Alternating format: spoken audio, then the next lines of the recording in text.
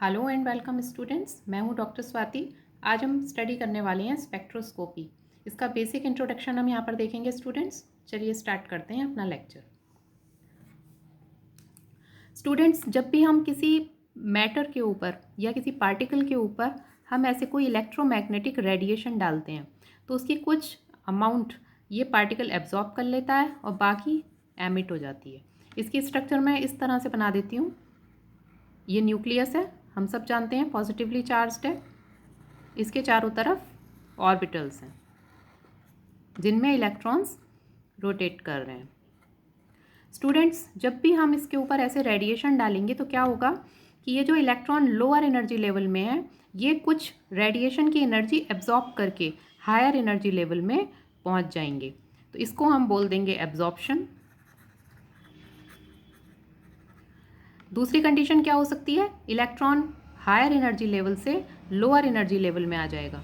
ये हमें पता है कि जब भी इलेक्ट्रॉन हायर एनर्जी लेवल से लो एनर्जी लेवल में आता है तो ये कुछ अमाउंट ऑफ एनर्जी रिलीज़ करता है तभी ये यहाँ पर आ पाता है लोअर एनर्जी लेवल में। अपनी उतनी एनर्जी लेकर ये लो एनर्जी लेवल में नहीं आ सकता। तो ये यहाँ से यहाँ आया, इसने एनर्जी लूज़ की। इसको हम कहेंगे एमिशन। तो ये क्लियर है। या तो इलेक्ट्रोमैग्नेटिक रेडिएशन जब किसी मैटर के ऊपर इंटरेक्शन होगा उसका, या तो एनर्जी एब्जॉर्ब होगी या फिर एमिट होगी। अगर वो एब्जॉर्ब होगी तो हम उसको एब्जॉर्प्शन कहेंगे, और अगर वो एमिट होगी फोटोन की फॉर्म में, एनर्जी जब भी रिलीज़ होगी वो फोटोन की फॉर्म में होगी, तो हम उसको एमिशन कहेंगे। इस तरह से ये एमिशन हो जाएगा।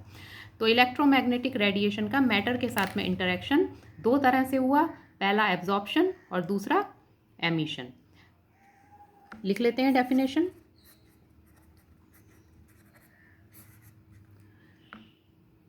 Interaction of electromagnetic radiation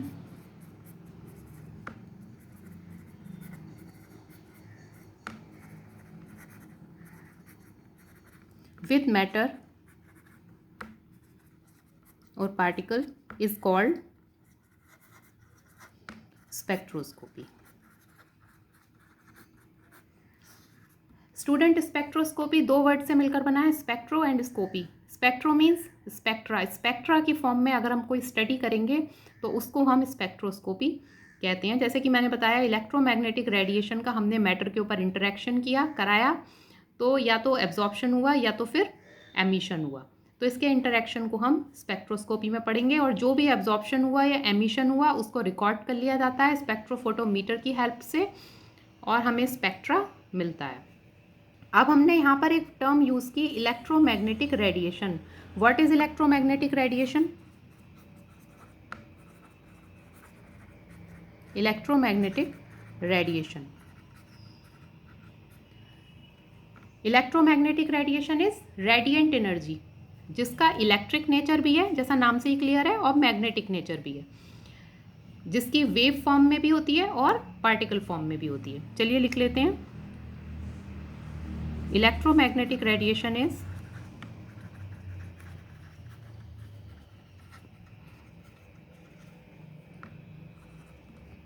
kind of radiant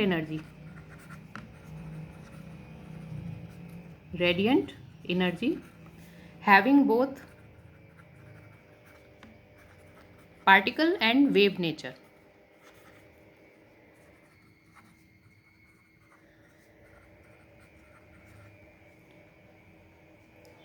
It has electric field as well as magnetic field.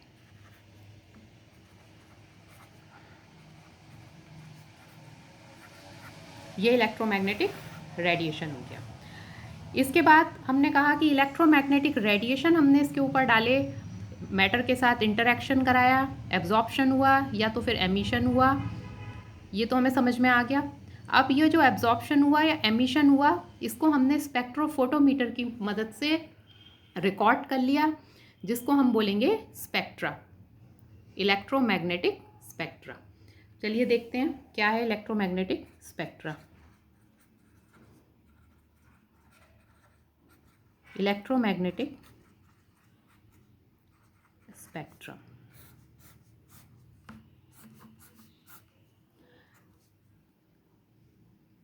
If we arrange electromagnetic radiation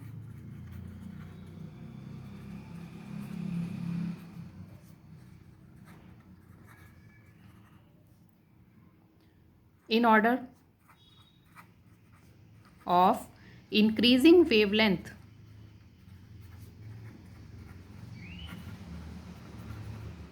or decreasing frequency,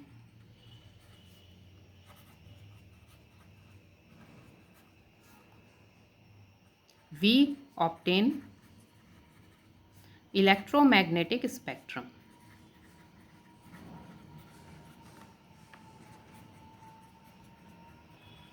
students, अभी हम बेसिक टर्म्स पढ़ रहे हैं जिससे कि हमें आगे जो हम स्पेक्ट्रोस्कोपी के आगे ब्रांचेस पढ़ेंगे, UV spectroscopy, IR and NMR, Raman etcetera, तो उसमें हमें ये बेसिक टर्म्स पता होनी चाहिए कि किस तरह से मैटर के ऊपर इंटरेक्शन हो रहा है किसी रेडिएशन का और उसमें क्या क्या चेंजेस आ रहे हैं.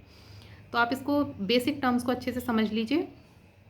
इलेक्ट्रोमैग्नेटिक स्पेक्ट्रम हो गया. अब हम देखते हैं एनर्जी चेंजेस कितनी तरह के आते हैं. जैसे कि मैंने बताया कि यहाँ पर इलेक्ट्रोमैग्नेटिक रेडिएशन डाला, इलेक्ट्रॉन्स इस तरह से शिफ्ट हो गए, ये यहाँ से यहाँ पर आ गया, ये ग्राउंड से एक्साइटेड में पहुँच गया. तो अब हम देखते हैं एनर्जी चेंजेस कितनी तरह के होंगे. Energy changes,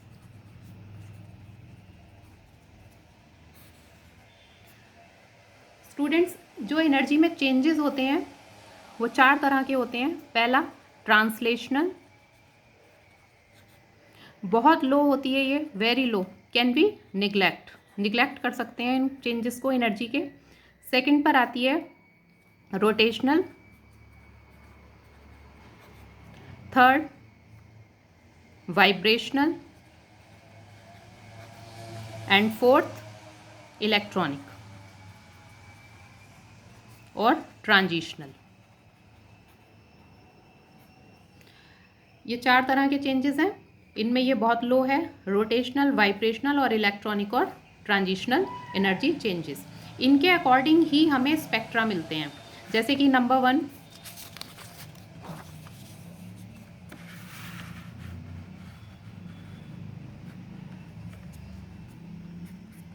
rotational,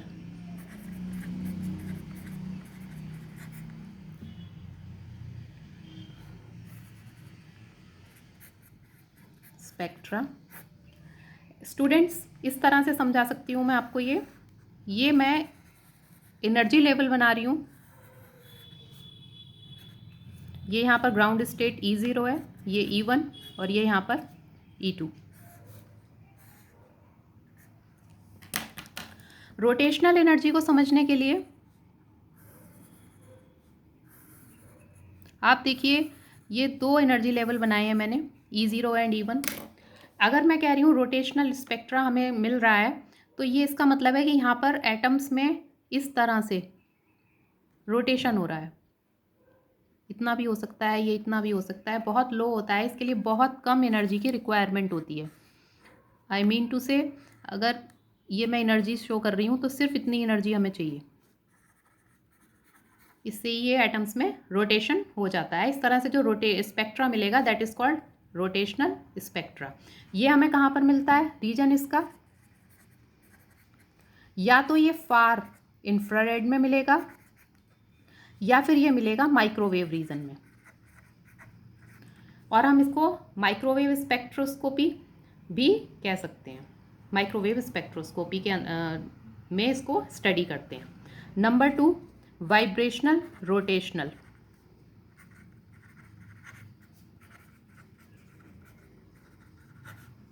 spectra.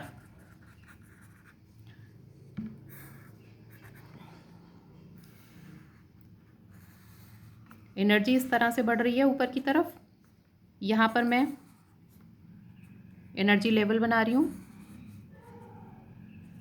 ये E0, E1, E2.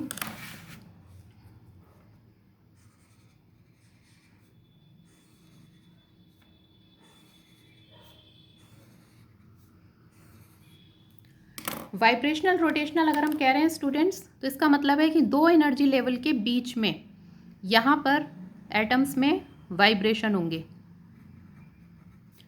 एंड साथ साथ रोटेशन भी होते हैं। रोटेशनल क्योंकि काफ़ी कम बहुत लो अमाउंट में होता है ये, इसलिए इसको निगलेक्ट कर देते हैं। यहाँ पर हम बात करेंगे सिर्फ वाइब्रेशनल की। वैसे इसमें वाइब्रेशनल और रोटेशनल दोनों शो होते हैं। इसके लिए भी एनर्जी कम ही चाहिए होती है, बट इस एनर्जी से थोड़ी ज़्यादा, रोटेशनल से ज़्यादा एनर्जी की रिक्वायरमेंट होती है इसमें। एनर्जी का मतलब आप लोग समझ गए होंगे, जो हमने इलेक्ट्रोमैग्नेटिक रेडिएशन कहा था, यहाँ उसकी बात हो रही है। थोड़ी एनर्जी से इसमें रोटेशनल चेंजेस हो जाएंगे, इसमें थोड़ी ज़्यादा एनर्जी हमें देनी होगी, तब इसमें ये वाइब्रेशनल चेंजेस आएंगे, वाइब्रेशनल रोटेशनल। रीजन इसका IR रीजन में, IR रीजन में शो होता है ये। IR रीजन के जब इलेक्ट्रोमैग्नेटिक रेडिएशन दिया जाएगा तब ये चेंजेस आएंगे, इसलिए इसको हम बोलेंगे IR स्पेक्ट्रोस्कोपी। इसको माइक्रोवेव स्पेक्ट्रोस्कोपी बोलेंगे।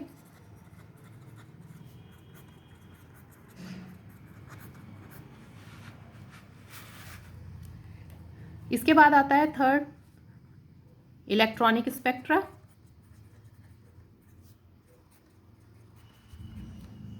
इसके लिए भी हम यहाँ पर एनर्जी डायग्राम बनाएंगे। ये एनर्जी लेवल,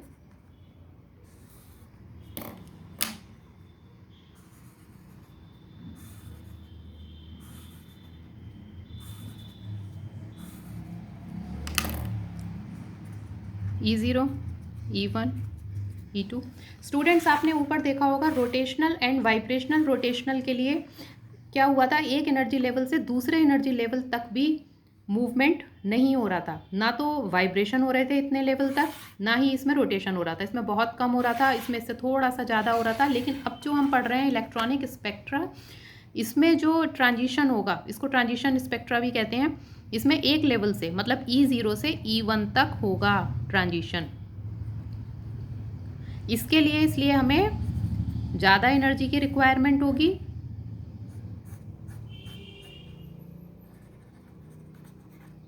और ये जो हमें स्पेक्ट्रम यहाँ पर मिलता है, ये मिलता है बैंड की फॉर्म में, इसलिए इसे इलेक्ट्रॉनिक बैंड स्पेक्ट्रा भी कहा जाता है।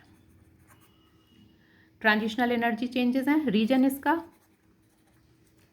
विजिबल, यूवी रीजन, और स्पेक्ट्रोस्कोपी का नाम होगा यूवी विजिबल स्पेक्ट्रोस्कोपी।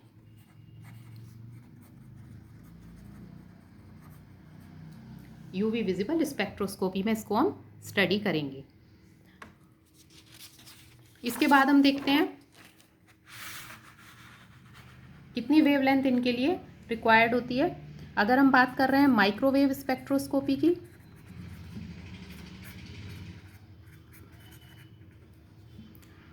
तो इसके लिए हमें एनर्जी चाहिए होगी, मतलब वेवलेंथ इसके लिए रिक्वायर होगी 1 to 100 सेंटीमीटर इनवर्स। अगर हम कह रहे हैं IR स्पेक्ट्रा,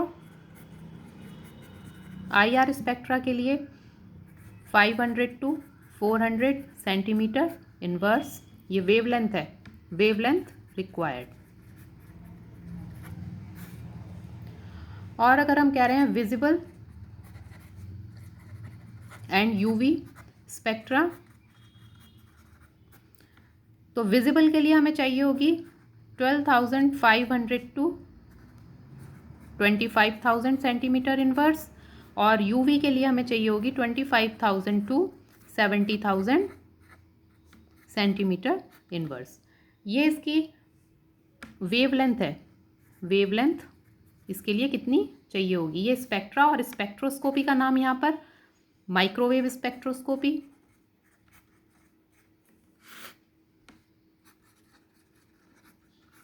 इसका नाम IR स्पेक्ट्रोस्कोपी, या इसको आप, इसमें रोटेशनल और वाइब्रेशनल चेंजेस हो रहे थे तो वाइब्रेशनल रोटेशनल स्पेक्ट्रोस्कोपी भी कहते हैं। Vibrational rotational spectroscopy. इसको बोलेंगे हम यूवी विजिबल स्पेक्ट्रोस्कोपी या इलेक्ट्रॉनिक स्पेक्ट्रोस्कोपी भी इलेक्ट्रॉनिक बैंड की फॉर्म में मिलता है, इसलिए इसे इलेक्ट्रॉनिक स्पेक्ट्रोस्कोपी भी बोल सकते हैं। एक बार समअप कर देती हूँ। स्पेक्ट्रोस्कोपी की definition, interaction of electromagnetic radiation with matter is called spectroscopy. किस तरह से हो रहा है? मैटर का इंटरेक्शन, एब्जॉर्प्शन हो रहा है या तो फिर एमिशन हो रहा है। इलेक्ट्रोमैग्नेटिक रेडिएशन रेडिएंट एनर्जी है जिसका वेव और पार्टिकल नेचर है, इलेक्ट्रिक फील्ड है और इसका मैग्नेटिक फील्ड भी होता है। स्पेक्ट्रम, इलेक्ट्रोमैग्नेटिक स्पेक्ट्रम हमें कब मिलेगा? जब हम इस रेडिएशन को डालेंगे और एब्जॉर्प्शन होगा या एमिशन होगा, उसको हम इंक्रीजिंग वेवलेंथ या डिक्रीजिंग फ्रीक्वेंसी के अकॉर्डिंग जब हम एडजस्ट कर देते हैं, इन ऑर्डर टू सेट कर देते हैं, तो हमें इलेक्ट्रोमैग्नेटिक स्पेक्ट्रम मिल जाता है। इलेक्ट्रोमैग्नेटिक रेडिएशन जब मैटर पर या पार्टिकल पर डाला जाता है तो एनर्जी चेंजेस होती हैं। स्टूडेंट्स, बेसिकली स्पेक्ट्रोस्कोपी आप समझ गए होंगे क्या है? इंटरेक्शन है इलेक्ट्रोमैग्नेटिक रेडिएशन का मैटर के साथ में, तो ऑब्वियसली इसमें एनर्जी चेंजेस होंगे। एनर्जी चेंजेस इतनी तरह के होते हैं, ट्रांसलेशनल बहुत लो हैं, रोटेशनल, वाइब्रेशनल और इलेक्ट्रॉनिक या transitional. Rotational spectra fire IR में या माइक्रोवेव रीजन में मिलेगा, इस तरह से इसमें चेंजेस होंगे, बहुत कम एनर्जी की रिक्वायरमेंट होती है। Vibrational rotational spectra IR region में मिलेगा, इसको स्टडी हम आईआर स्पेक्ट्रोस्कोपी में करते हैं। इसमें वाइब्रेशन या फिर एटम्स में रोटेशन होगा, इसके लिए थोड़ी ज़्यादा एनर्जी की रिक्वायरमेंट होती है। इलेक्ट्रॉनिक या बैंड स्पेक्ट्रा ये यूवी विजिबल रीजन में होगा, यूवी विजिबल स्पेक्ट्रोस्कोपी में इसको हम स्टडी करते हैं। इसमें एक एनर्जी लेवल से दूसरे एनर्जी लेवल तक ट्रांजिशन होता है। इलेक्ट्रॉन लोअर एनर्जी लेवल से हायर एनर्जी लेवल तक चले जाते हैं, इसमें एनर्जी की रिक्वायरमेंट ज़्यादा होती है। वेवलेंथ कितनी रिक्वायर्ड होगी माइक्रोवेव स्पेक्ट्रा के लिए? 1 to 100 centimetre inverse. Microwave spectroscopy IR spectra के लिए 500 to 400 centimetre inverse. IR spectroscopy या vibrational rotational spectroscopy visible and UV spectra के लिए 12,500 to 25,000 सेंटीमीटर इनवर्स और यूवी स्पेक्ट्रा के लिए 25,000 to 70,000 सेंटीमीटर इनवर्स।